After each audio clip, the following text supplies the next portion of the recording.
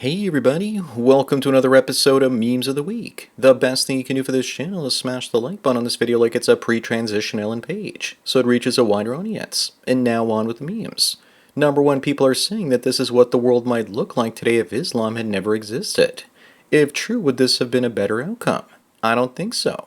I believe in what Philip K. Dick has said about God the programmer and reprogrammer. Then our current version of reality is the best version possible given the circumstances. The Islamic Golden Age brought about much knowledge in universities. If this map were true, there would still have been a lot of infighting among Christian groups. Up next, look how stupid the police in Britain look. But at least you won't hear or see them coming before they finally arrest you for a mean tweet. What I'm really curious about is if it's got a flashing blue light. If you think this is bad, then may I present to you the Gwent Police Tuk-Tuk. They purchased two of them and then sold them a year later at a loss of £30,000. This looks like a downgraded golf cart. Maybe they're putting rickshaws on the road to make all the Indians comfortable. Number 3, going your own way 10 to 15 years ago was a superpower, because you could still get access to women and they weren't all ruined by dating apps yet. Today, being single with all the gooning material and with women being insufferable isn't about being strong, but it's about self-preservation.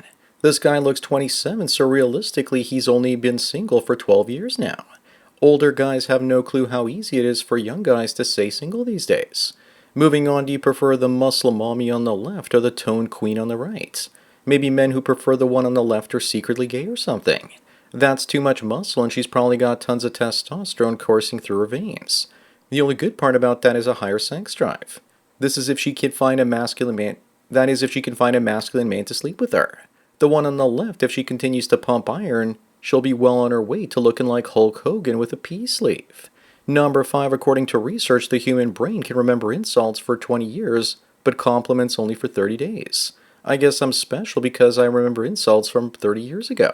Plus, it makes me wonder how many men they've interviewed for this research, because men remember compliments forever, because we get so few of them throughout our lifetimes. The truth is that humans feel negativity twice as intensely as positivity. I believe it's a survival mechanism. Up next, this Indian ended 16 Canadian hockey players by plowing his truck into their bus and injuring 13 more of them, and was then ordered to be deported, but an empathetic female judge stepped in and let him stay in Canada. Here are the 16 victims, and when he hit their bus, instead of helping, he ran over to tell them that he was alright. This is what happens in a gynocracy when women like this make the laws. Apparently it's a temporary stay. Let's wait and see. Number 7, how many times did stupid people buy a CD with only one good track on it, while the rest of the album was garbage back in the 90s. I never did because my HMV in downtown Toronto had a listening area, so I sampled before I bought. And it was mostly compilation CDs because they had 5 to 10 good songs. Plus I burned my own CDs around 1998 and 1999. Some albums I just had to buy, like the first Aqua one, Prodigy, Chemical Brothers, Crystal Method, and Enigma. Moving on, I don't know how true it is that half of Canada's top 10% of earners are moving south to the United States and Latin America. It's 38% of those in the top 1% for sure. And I bet that it's mostly men moving abroad, and where the successful men go, those unsuccessful women are sure to follow. I would gladly move to Sarasota or the Florida Panhandle instead of staying in Canada. I'll spend a couple more years doing reconnaissance before deciding which part of the United States I want to snowbird in every year. Number 9, Tiffany Fong says that 80% of Americans say they can live a happy and fulfilling life without getting married. What's the world come to when women are now saying that there's little to no benefit to marriage? Well, there goes the species. Or does a unique problem present a unique opportunity for invention and innovation? I think the human species is about to use technology to get past the behavioral sink and survive. Are you ready? Up next, going back to Canada and the Canadian Armed Forces in Quebec, there's a platoon composed of 83% non-citizens, and it's led to ethnic infighting.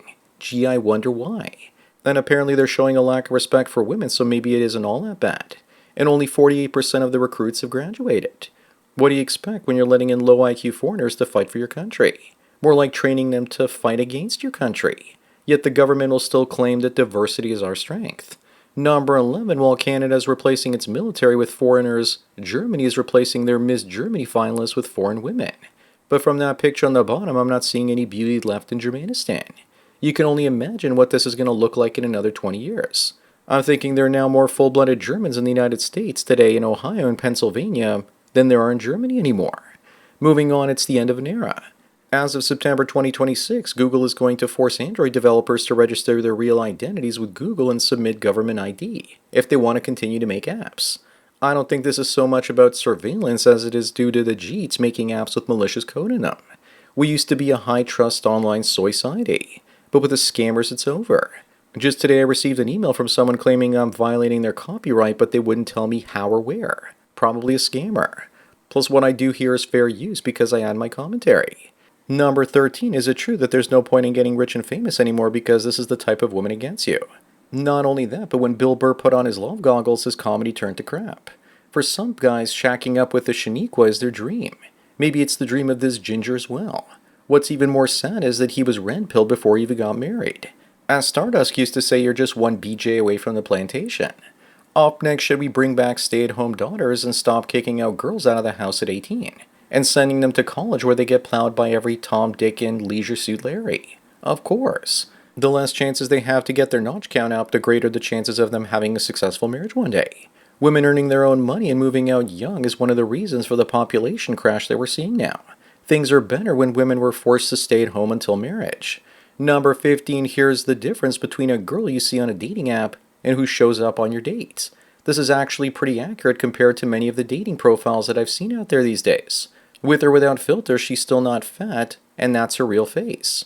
I know that if I dressed nicer and took better pictures, I would have gotten great success on dating apps, but I just don't care anymore. Women spend way too much time and effort on their profiles and they upsell themselves, while most men downsell themselves. Moving on, what happens now that Canada has approved generic Ozempic? A bunch of formerly fat people will sue the government for approving what amounts to an experimental drug. But the government is pushing it because the more thin people there are, the lower the national healthcare expenses there will be. I'm all for a few thousand permanently blind people if I can use the emergency room 1 or 2 hours sooner. And if you go blind, not to worry, you can still get made. Number 17, staying on the theme of Canada, these 5 engineers were arrested after $2 million worth of Mary Jane was stolen, which was originally meant for dispensaries. This is the sort of stuff you get when you import the third world. Mississauga was a great place to be in 20 years ago, but now not so much. Looking at this picture, I first thought this must be a boy band from India. They should be deported though, but they won't. Up next, the report says that Italy watches the most trans corn, followed by Uruguay and then the UK. What's going on in Italy? Looks like they sure like their pepperoni, and mamma mia, she's got them spicy meatballs to go with it. This data is based on Cornhub's data tracking IP addresses. I thought maybe it has something to do with all the enrichment coming out of Italy in recent years, but somewhere between 92 to 95% of the population there is still white. Number 19, go home boomer. Dave Ramsey is so out of touch with reality that he tells young people to do whatever they can to make $300,000 a year. Many boomers will love humiliating younger generations after they bought their homes with a Cracker Jack and some Legos. Pull up your bootstraps, everyone, because all you need to make is $25,000 a month or $833 a day. This guy used to be base, but now it's just a male version of Susie Orman. She's a boomer too. Moving on, this Canadian douche canoe, the kids' education minister says that parents have no rights over their own children. If you have kids, you need to hide them, and will someone please check this guy's hard drive? If Justin Trudeau had youngling corn on his computer, maybe some of it came from here. Here he is under less flattering light and circumstances. If you have no right to your own kids, does that mean he has a right to them? Number 21, it's not just teachers who have to worry about abusing students, but now you have to worry about your female boss abusing you. This glamorous JP Morgan executive turned a male stockbroker into her bedroom time slave. She threatened his career and drugged him too. And women will probably justify this as okay. They will say that men did similar things to women throughout history, so it's their turn to do it to us. Only a woman accused of sexual harassment would describe this as glamorous. Up next, you must pick one. Sorry if I made you vomit. When I was in college, we used to say that the ugliest women had to work really hard to look that ugly. These ones look like they fell from the top of the ugly tree and intentionally hit every branch on the way down. And the one on the bottom right looks like them moonlights as an Oswald Cobblepot impersonator on weekends. And these are the individuals that say they don't want to date white men. Number 23, 40,000 Taiwanese people signed a petition to keep Indians out. They're naive, thinking that's going to make any difference. Notice how no one complained in the West back in the 80s, 90s, and 2000s, when Canada and other countries were flooded with Chinese. That's because the Chinese are compatible with Western culture for the most part, and we still had our high-trust society. Now I have to keep up to date with the latest Jeet scam of the week. Moving on, check out this woman starting off her career just a month after turning 18. Why are some of the most unattractive women so eager to do corn? She thinks that a lot of rich boomers are going to line up to see a 3 with cold sores. Also, is it my imagination or does her nose look like a spoon? Instead of corn, she should be shooting the next Shrek sequel. She looks a lot better suited for that. No wonder the Italians are watching trans corn these days. Number 25 on the last one is playing retro video games really better.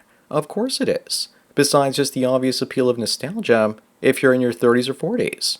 Older games are goal-oriented instead of open-ended, and because of their graphics limitations are more creative because it forced the programmers to do more with less. I just finished playing the original Contra for NES, and passed it without the cheat code. I even went through 5 levels without losing a single life. So that's it for another Memes of the Week. Please give this video a like to push it up in the algorithm, and so new viewers can find it. If you enjoy this series and want me to keep making it, then donate at the PayPal Subscribe Star links. Anyways, enjoy the rest of your day, and cheers.